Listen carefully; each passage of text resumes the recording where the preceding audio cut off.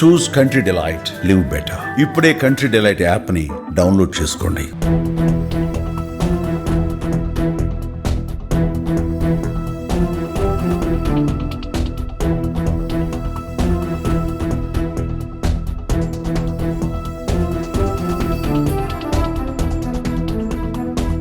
బయట హోటల్స్లోకి వెళ్ళి మీరు ఫ్యామిలీతో పాటు లంచ్ కానీ డిన్నర్ కానీ చేద్దాం అనుకుంటున్నారా? ఇప్పుడు ఒకసారి విజయవాడ శ్రీ ఆంజనేయ రెస్టారెంట్లో ఉన్నాను. ఇవి చూసాక కూడా ఇంకా మీరు బయటకు వెళ్ళి తినాలనుకుంటే ఖచ్చితంగా వెళ్ళచ్చు. ఎందుకంటే మనకు బయట చూపించే హోటల్ అట్మాస్ఫియర్ వేరుగా ఉంటుంది. లోపల ఆ ఫుడ్ క్వాంటిటీ కానీ, లేకపోతే పెట్టిన నిల్వ కానీ, లేకపోతే ఆ తయారు చేసి దాన్ని దాచే విధానం కానీ మీకు ఎవరూ చూపించరు. కేవలం ఫుడ్ సేఫ్టీ అధికారులు తనిఖీ వచ్చినప్పుడు మాత్రమే ఈ విషయాలన్నీ బయటకు వస్తాయి. ప్రస్తుతం నేను గురునానక్ కాలనీలో ఉన్న శ్రీ ఆంజనేయ రెస్టారెంట్ దాంట్లో ఉన్నాను. ఫుడ్ సేఫ్టీ అధికారులు మొత్తం తనిఖీలు చేస్తున్నారు. ఈ తనిఖీలో విస్తుపోయే వాస్తవాలు బయటకు వచ్చాయి. ఇక్కడ ప్రతిదీ కూడా వండేసిన ప్రతి పదార్థం కూడా చికెన్ మటన్తో పాటు అన్నీ కూడా ముందుగా వండేసి ఫ్రిజర్లో పెట్టేసారు. ఎంత ఘోరంగా ఉన్నాయంటే, పూర్ణచంద్రరావు గారు ఇప్పుడు ఎన్నోసార్లు మీరు ఎన్నో తనిఖీలు చేస్తూనే ఉన్నారు. ఇదే హోటల్ పైన గతంలో కూడా తనిఖీ చేశారు. బట్ వీళ్ళ పద్ధతి ఏమీ మారలేదు. ఏమేమి గమనించారు ఇక్కడ మీరు? అందరికీ నమస్కారం. ఈరోజు ఫుడ్ సేఫ్టీ కమిషన్ గారు ఆదేశారు, ప్లస్ లీగల్ మెట్రాలజీ కంట్రోల్ గారు ఆదేశానుసారం 20 లీగల్ మెట్రాలజీ టీములు, 20 ఫుడ్ సేఫ్టీ టీములు నగరం వ్యాప్తంగా ప్లస్ కృష్ణా జిల్లా కొంత భాగం ఇన్స్పెక్ట్ చేయడం జరుగుతుంది. దానిలో భాగంగా ప్రముఖ రెస్టారెంట్లు, బేకరీ పాయింట్స్, స్వీట్ పాయింట్లు, తర్వాత స్వీట్ షాపులు, బేకరీ కార్ఖానాలు చూడడం జరుగుతుంది. చాలా దారుణమైన విషయాలు ఏంటంటే మనం ఎప్పుడు చెప్తానే ఉన్నాం మీ ద్వారా చెప్పేది ఏంటంటే, యాక్చువల్గా కుక్కుడ్ ఫుడ్ ఏది కూడా మనం డీఫ్రీజ్ చేయొద్దని చెబుతున్నాం. కనీసం 10-15 రకాలు డీఫ్రీజ్ చేశారు. తర్వాత దారుణంగా ఏంటంటే రైసు మూటలు కట్టి ఫ్రిడ్జ్లో పెడతా ఉన్నారు. మూటలు కట్టి ఫ్రిడ్జ్లో పెడతా ఉన్నారు. తర్వాత ఈ మిగిలింది ఏదైతే సర్వ్ చేయంగా మిగిలింది, ఇప్పుడు హాఫ్ బాయిల్డ్ కూడా కాదు, ఫుల్ బాయిల్డ్ ముక్కలు కూడా దీంట్లో పెట్టేసి ఈ హాఫ్ బాయిల్డ్ కొన్ని, ఫుల్ బాయిల్డ్ కొన్ని, మిగిలినవి కొన్ని, లోపల ఏముండయో తెలియట్లా, ఇవన్నీ కూడా డీఫ్రీజ్ చేస్తూ ఉన్నారు. తర్వాత పాడైపోయినాయి. తర్వాత చూడండి ఇది ఏ కండిషన్స్లో ఉన్నాయో చూడండి. ఎంత హాఫ్ బాయిల్డ్ అంటున్నారు, ఎప్పుడో తెలియట్లేదు. తర్వాత అది కానీ ఇదంతా కూడా పాడైపోయింది. తర్వాత ఎట్లా ఉందో నీరు గారిపోతూ ఉంది. తర్వాత ఇది అసలు అయితే స్టైల్ అయిపోయింది. మ్యారినేట్ చేసామంటున్నారు, స్టైల్ అయిపోయింది. చూడండి ఇట్లా లోపల పక్క. తర్వాత డిఫ్రిజిరేటర్లు కూడా అంటే వండడానికి టైం పడుతుంది అనుకోవచ్చు. రైస్ని వండి ఫ్రిడ్జ్లో పెట్టలేండి సార్? రైస్ వండి వాళ్ళకి అదే చెప్తా ఉన్నాం, రైస్ వండి పెడతా ఉన్నారు. తర్వాత మోనోసోడియం గ్లూటమేట్, చైనా సాల్ట్ వాడొద్దని చెబుతున్నాం. గిన్నెలే పెట్టుకొని ఇక్కడ వాడుతూ ఉన్నారు. చూడండి ఇది monosodium glutamate, China salt, Ajinomoto అంటారు. దీని మూలాన ఏంటంటే చాలా ఇబ్బందికరమైన పరిస్థితులు వస్తూ ఉన్నాయి. కలర్స్ వాడొద్దని చెబుతూ ఉన్నారు. పసుపు అంటున్నారు, దీంట్లో ఏం కలర్ అయితే వాడినట్టున్నారు. తర్వాత ఎగ్గులు బాయిల్ చేసి ఫ్రిడ్జ్లో పెడతా ఉన్నారు. 10 నిమిషాల్లో బాయిల్ అవుతాయి. బ్యాడ్ స్మెల్ వచ్చేస్తూ ఉంది. చూడండి ఇది కూడా ఎప్పుడో పాడైపోయింది. ఇది నీరు గారిపోతా ఉంది. చూడండి కింద నీరు గారిపోతుంది. దారుణమైన విషయం, గోంగూర కూడా ఫ్రిడ్జ్ చేశారు. దీన్ని కూడా రిఫ్రిజిరేటర్లోంచి బయటికి తీసాం. ప్యాకెట్లు కట్టి రిఫ్రిజిరేటర్లో నిన్నదో మొన్నదో తెలియదు. ఇవాళదంటారు, మనమేమో దాని మీద డేట్ లేదు కదా, వాళ్ళు ప్రూవ్ చేసుకోవాలా. నిన్నదో మొన్న ఈ కలర్ వేసి ఈ చూడండి నీరు గారిపోయినాయి, మొత్తం పాడైపోయినాయి. ఫ్రిడ్జ్ చేసి మనకే పెడతా ఉన్నారు. లివర్లు అంటున్నారు, ఇది కూడా డీఫ్రీజ్ చేశారు. మొత్తం 10-15 రకాలు బాయిల్డ్ కాకుండా కంప్లీట్ ఫైనల్ ప్రొడక్ట్ కూడా డీఫ్రీజ్ చేశారు రైస్తో సహా.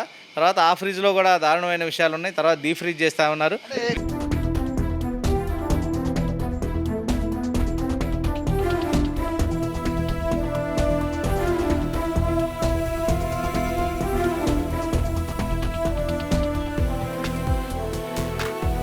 ప్రస్తుతం మీరు ఇన్ఛార్జ్ అండి ఇక్కడ. ఇంత దారుణంగా ఈ రైస్ వండేసి పెట్టారు అంటే రైస్ వండే టైం కూడా మీకు లేదా? లేదు సార్, ఏ రోజుకి ఆ రోజు మార్నింగే ప్రిపేర్ చేస్తారు ఏదైనా సరే.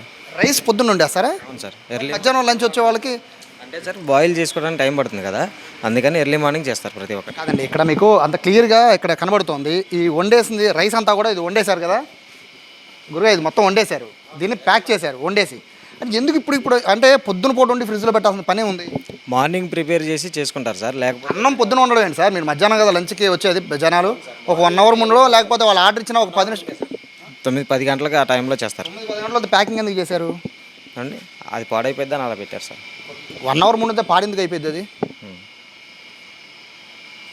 మీరు తింటారా ఈ ఫుడ్? అందరికి అదే కదా సార్. మీరు తింటారా? మేము తినే మీ పిల్లలకి పెడతారు దాన్ని? మేము తినేది కూడా అదే. మీ పిల్లలకి పెడతారా దాన్ని? మేము తినేది అదే సార్. చెప్పేది అలాగా సార్. ఇప్పుడు ఇక్కడ ఉన్న ఈ ఒక్కసారి దారుణంగా ఉన్నాయి ఇవన్నీ. ఇక్కడ ఎగ్స్ ఉన్నాయి కాదండి, ఇప్పుడు వచ్చే ప్రజలకు తెలియదు, వచ్చి మీకు ఆర్డర్ ఇస్తారు. ఒకసారి ఆర్డర్ ఇచ్చే వాళ్ళకి ఇక్కడ ఇందులో ఎగ్స్ ఎంత దారుణంగా ఉన్నాయి కదా, వీటిల్ని కస్టమర్లకు పెడతారు మీరు, మీ ఫ్యామిలీ వచ్చి కూర్చుంటారు, వాళ్ళకి పెడతారా? సార్ అది ఎర్లీ మార్నింగ్ చేసి ఎప్పుడు ఎర్లీ మార్నింగ్ ఏ రోజుకి ఆ రోజు ప్రిపరేషన్ చేస్తారు. ఈ ఎగ్స్ ఎర్లీ మార్నింగ్ ఇవి ఇవి ఎర్లీ మార్నింగ్ చేశారా? అవును సార్, అది ఆయిల్ రోస్ట్ చేసేలాక అలాగ ఉన్నాయి అంతే. ఇవి నేను అంటుంది ఇప్పుడు ఆయిల్ రోస్ట్ చేశారు కాబట్టి అలా. నేను ఒకటే అడుగుతున్నా, ఇంత దారుణంగా ఉన్నాయి కదా ఇవన్నీ, ఇప్పుడు కస్టమర్లకి తెలియక వచ్చి ట్యాక్స్లు కట్టి మరీ మీకు బిల్లు కడతారు, ఇదే ఫుడ్ మీ ఫ్యామిలీతో పాటు వస్తే ఇలాగే ఇవే పెడతారా? తీసుకోవాల్సిన ప్రికాషన్స్ అన్నీ తీసుకుంటాం. నేను అడుగుతుంది ఒకటే బ్రదర్, డిస్కషన్ గురించి కాదు. ఇప్పుడు ఇదే ఫుడ్ మీ ఫ్యామిలీ వచ్చి కూర్చుని పైన కూర్చుంటే ఈ ఫుడ్ పెడతారా? అందరికీ మేము ఎవరికైతే ఏదైనా అదే కదా సార్, మా ఫ్యామిలీ వచ్చినా అదే సార్, ఎవరు ఫ్యామిలీ కూడా ఇదే పెడతారా? వచ్చినా అదే సార్. ఒకసారి వీళ్ళ ఫ్యామిలీ ఎవరున్నారు ఒకసారి చూడండి, ఈ ఫుడ్ పెడతారంట అంటే కనీసం తినేటప్పుడు కూడా ప్రశాంతంగా తినే పరిస్థితి ఉండదా గురుగారు? చెప్పండి. ప్రికాషన్స్ తీసుకోకుండా చేయం. ఏం ప్రికాషన్ ఇక్కడ ఏది క్వాలిటీ ఉంది చెప్పండి, ఏమండి, ఏది క్వాలిటీ ఉంది ఇందులో? ఏదైనా సరే ఎర్లీ మార్నింగ్ ప్రిపేర్ చేస్తారు సార్. మార్నింగ్ 10:30, 10 లోపు ప్రిపేర్ చేస్తారు. 11కి 12కి స్టార్ట్ అవుతుంది కాబట్టి రెస్టారెంట్, అందుకని. ఓనర్ కూడా ఇదే ఫుడ్ తింటారా? ఎవరండి? అదే సార్, ఓనర్ కూడా ఇదే ఫుడ్ తింటారా? తింటారు. సో ఇక్కడ ఓవరాల్గా వీళ్ళు చెప్పేది ఏంటంటే చాలా ఎంత క్యాజువల్గా చెప్తున్నారంటే, ఈ ఫుడ్ అంతా కూడా పొద్దున్న ప్రిపేర్ చేస్తూ ఉన్నారు. పొద్దున్న ప్రిపేర్ చేయాల్సినవి ఏముంటాయి? రైస్ ఎవరు పొద్దున పూట వండుకోరు, కనీసం స్కూల్ పిల్లలకు కూడా 12ంటికి ఫుడ్ వండాలంటే 10:30కు వండుకుంటారు. ఇంట్లో పిల్లలకి అట్లా ఉంటారు. అలాంటిది హోటల్కి వచ్చి వీళ్ళు బిల్లు ఎంత అయితే అంత చెప్పి దానికి ట్యాక్స్లు కట్టి మరీ ఫ్యామిలీతో ఎంజాయ్ చేసే వాళ్ళ పరిస్థితి. విజయవాడలో హోటల్స్లో కనుక మీరు భోజనం చేయాలి అనుకుంటే కనుక చాలా చాలా జాగ్రత్తగా ఉండండి. ఇంత నిర్లక్ష్యంగా ఉంటున్నాయి మీడియం రేంజ్ హోటల్స్ అన్నీ కూడా, వీటిపైన ఖచ్చితంగా కనండి.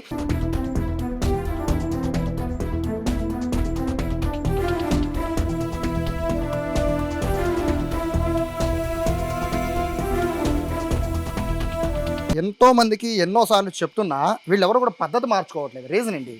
తప్పకుండా వీళ్ళందరి మీద ఏంటంటే, మీరు అడిగినట్టు పద్ధతులు పాటించకపోతే మాత్రం ఖచ్చితమైన చట్టపరమైన చర్యలు తీసుకుంటాం. క్రిమినల్ చర్యలు తీసుకోవడానికి వెనకాడం. ఒకసారి కనుక ఇది చేస్తే ఒక చర్య ఉంటుంది, రెండోసారి చేస్తే డబుల్ పెనాల్టీ ఉంటుంది. ఇదే తప్పు కనుక మూడోసారి చేస్తే లైసెన్స్ ఉంటే లైసెన్స్ క్యాన్సిల్ చేసి సస్పెండ్ చేస్తాం. హోటల్ మూసేయడానికి కమిషనర్ గారు పర్మిషన్ తీసుకుంటాం. చూడండి ఈ ఫ్రిడ్జ్లన్నీ ఎట్లా ఉన్నాయి, ఇట్లాంటి దారుణమైన కండిషన్లో ఎట్లా ఉన్నాయి చూడండి. అది మసాలా అంటున్నారు, దీన్ని ఫ్రిడ్జ్ చేసి ఎన్నాళ్ళైందో తెలియదు, ఏ మసాలా కూడా తెలియదు. ఆ కండిషన్లో ఆ ఫ్రిడ్జ్లో పెట్టా ఉన్నారు. ఇవన్నీ డ్రైనేజ్ కండిషన్స్ బాగాలేదు. వెజిటేరియన్ కూడా ఇక్కడ ఉంది చూడండి. బాయిల్ చేసి ఇక్కడ పెడతా ఉన్నారు. మష్రూమ్ బాయిల్ చేసి పెట్టారు. చికెన్ కలర్ కలిపి బాయిల్ చేసి ఇక్కడే పెట్టారు. మటను కీమా బాల్స్ ఇవన్నీ కలిపి, keema balls, chicken, mutton, half boiled అన్నీ కలిపి ఒకసారి పెడతా ఉన్నారు. గడ్డగట్టుకుపోయింది, అసలు రాను కూడా రావట్లేదు. మ్యారినేట్ చేసి పెట్టామని చెబుతున్నారు కలర్ కలిపి. పప్పు చూడండి, పప్పు కూడా రిఫ్రిజిరేట్ చేశారు, ఎప్పుడుదో తెలియదు. తర్వాత ఇది మరీ దారుణంగా ఐస్ గడ్డగట్టిపోయి అసలు రాట్లా. వెజిటబుల్స్ కూడా బాయిల్ చేసి డీప్ ఫ్రీజ్ చేస్తూ ఉన్నారు. దీన్నే వాడతారు. ఇది కరగట్లా ఎన్నాళ్ళైందో కూడా తెలియదు అసలు. గట్టుకుపోయినాయి కదా సార్, మొత్తం గట్టుకుపోయి పనికిరాని పరిస్థితికి వచ్చేసినాయి. తర్వాత ఫ్రిడ్జ్ కూడా కింద పైన చూడండి దారుణమైన కండిషన్లో. ఇట్లాంటి ఫ్రిడ్జ్ల్లో ఈ ఆహార పదార్థాలు పెట్టి, ఏది కుక్కుడు ఫుడ్ ఇట్లాంటి ఫ్రిడ్జ్లో పెట్టి సర్వ్ చేస్తూ ఉన్నారు. డెఫినెట్గా వీళ్ళందరి మీద కఠిన చర్యలు తీసుకుంటాం. శాంపిల్స్ కలెక్ట్ చేస్తా ఉన్నాం. ఇట్లాంటి ఫుడ్ ఏదైతే ఉందో సుమారు 20 కిలోల ఫుడ్ ఉంది, దాన్ని సీజ్ చేసి డిస్ట్రాయ్ చేయడం జరుగుతుంది. ఇట్లాంటి కండిషన్స్ ఏ రెస్టారెంట్లో ఉన్నా అని, ఇది ఒకటే రెస్టారెంట్ కాదు, ఏ రెస్టారెంట్లో ఇట్లాంటి ప్రివైల్ అయినా కానీ లైసెన్స్ క్యాన్సిల్ చేస్తాం. తర్వాత కమిషనర్ గారు రుచి తీసుకెళ్ళి హోటల్ మూసేయడానికి కూడా వెనకాడమండి. ఇక్కడ మీరు ఏం లేదు సార్, మీరు ఇదే హోటల్ మీద గతంలో కూడా దాడి చేశారు. వీళ్ళకి చాలా బ్రాంచెస్ ఉన్నాయి, గతంలో కూడా దాడి చేశారు.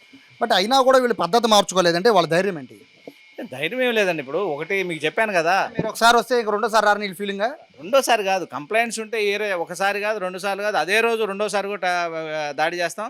ఎందుకంటే కంప్లైంట్స్ ఉండి ఇట్లాంటి వ్యాపారం చేసే హోటల్స్ ఇదే కాదు, ఏ హోటల్ను కూడా ఉపేక్షించేది లేదు, ఎవరిని ఉపేక్షించం. ప్రజలకి ఏంటంటే మీరు స్వచ్ఛమైన కల్తీ లేని వేడిగా వడ్డించండి. ఎందుకంటే మన దగ్గర చాలా ఎక్స్పెక్ట్ చేసి వస్తారు. మీ ద్వారా మేము హెచ్చరించేది ఏంటంటే సరైన కల్తీ లేని ఆహారం తయారు చేసి సరైన పద్ధతిలో, ఎందుకంటే వేడిగా వాళ్ళకి ఇబ్బంది లేని కండిషన్లో వడ్డించమని మీ ద్వారా హెచ్చరిస్తూ ఉన్నాం. లేదు వయలేషన్స్ హోటల్స్ మాత్రం ఎవరిని ఉపేక్షించేది లేదు. కఠినమైన చర్యలు, ఏదంటే చట్టపరమైన చట్టం ఏదైతే అలౌ చేస్తో క్రిమినల్ చర్యలు తీసుకోవడానికి వెనకాడం. చాలామందికి డౌట్ సార్, వినియోగదారులకి ఒకవేళ డౌట్ వస్తే చికెన్లో మాకు అంటే ఏదైనా తేడా స్మెల్ వస్తుంది, లేకపోతే ఏదో ఫుడ్లో తేడా వస్తుంది అనుకున్నప్పుడు వాళ్ళు వంటగదిలోకి వెళ్ళి చెక్ చేసే ఉండే అవకాశం లేదండి. యాక్చువల్గా ఏంటంటే మేము ఫస్ట్ నుంచి డిమాండ్ చేస్తుంది ఏంటంటే కిచెన్లో ఏం జరుగుతుందో టీవీలో చూపించమంటున్నాం కెమెరా ద్వారా. దానికి వాళ్ళు యజమానులు ఎప్పుడూ ఒప్పుకోరు, ఆ అవకాశం ఎవరికి లేదు. అందుకని మేమేంటంటే ఖచ్చితంగా అన్ని కిచెన్లు చెక్ చేస్తున్నాం, లైసెన్స్ చెక్ చేస్తాం, తర్వాత ఫ్రీక్వెంట్గా కూడా చెక్ చేస్తూ ఉన్నాం. ఇప్పుడు ప్రభుత్వం వారు కూడా ల్యాబొరేటరీలు ఏర్పాటు చేస్తూ ఉన్నారు, స్టాఫ్ను కూడా పెంచుతూ ఉన్నారు. ఇప్పుడు ఇంతకుముందు మీరు చెప్పినట్టు సంవత్సరానికి ఒకసారి 2 సార్లు చేసినా కానీ ఇప్పుడు కంప్లైంట్ వచ్చిన తర్వాత ఇమ్మీడియట్గా గంటల్లోనే చర్యలు తీసుకుంటాం. ఇట్లాంటి మీరు చెప్పినట్టు ఎట్లాంటి స్టైల్ ఫుడ్ పెట్టినా, వాసన వచ్చినా, మీరు సాటిస్ఫై కాకపోయినా ఇమీడియట్గా మా ప్రతి జిల్లాలో మా జిల్లా ఆఫీసర్ అసిస్టెంట్ ఫుడ్ కంట్రోల్ ఉన్నాడు, తర్వాత ఆ ఏరియా ఫుడ్ సేఫ్టీ ఆఫీసర్ ఉన్నాడు, అడ్జుడికేషన్ ఆఫీసర్ జాయింట్ కలెక్టర్ గారు ఉంటారు, తర్వాత విజిలెన్స్ ఎన్ఫోర్స్మెంట్ డిపార్ట్మెంట్ ఉంటుంది, తర్వాత FSSA వెబ్సైట్ ఉంది, మా హెల్ప్ డెస్క్ ఉంది. ఎవరికి ఫోన్ చేసి కంప్లైంట్ చేసినా వితిన్ అవర్స్ మేము యాక్షన్ తీసుకుంటాం. సో వీళ్ళ మీద ఫైనల్గా ఏమి యాక్షన్ తీసుకోబోతున్నారు? తప్పకుండా ఇవన్నీ శానిటైజేషన్ కండిషన్ నోటీస్ ఇచ్చాం, లైసెన్స్ కండిషన్ నోటీస్ ఇచ్చాం, శాంపిల్ కలెక్ట్ చేసాం, ఎనాలిసిస్ పంపిస్తా ఉన్నాం. వీటన్నిటి మీద చట్టపరంగా వీళ్ళందరికీ నోటీసులు ఇచ్చాం. As per FSSA act and rules డెఫినెట్గా క్రిమినల్ చర్యలు తీసుకుంటాం.